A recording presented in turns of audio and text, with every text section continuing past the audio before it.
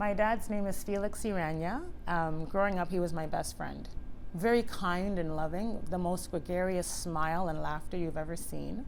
He was from Nigeria, went to England to do his master's, and then his undergrad and master's, and then to Canada and did his PhD at Columbia University, but faced a lot of racism, like a lot of overt, in-your-face racism, and he kept going.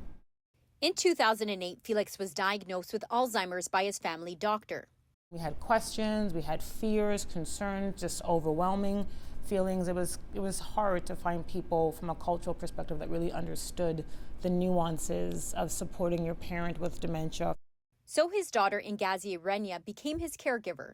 She's pursuing a PhD on dementia in the Black community and works as a director for the Alzheimer's Society of Ontario. She says dementia and Alzheimer's disproportionately impact certain communities, and that's why she became an advocate.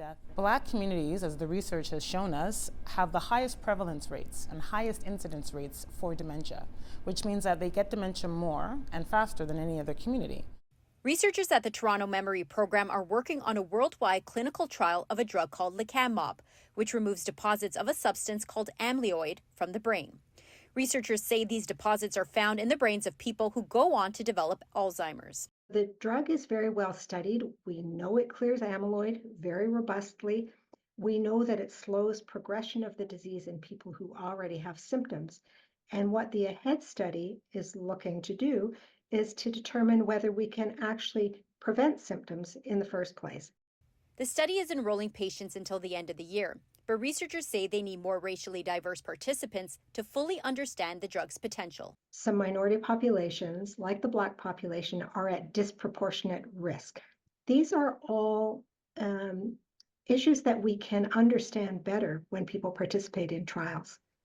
Ngozi says finding Black participants is difficult for a number of reasons, including shame and distrust. Within the Black community, dementia is a very stigmatized disorder.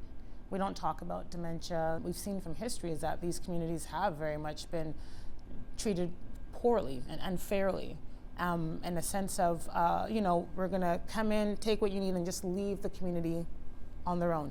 What the medical community needs to do, in my opinion, is create a safe environment, create a safe process to have Black populations partake in their studies.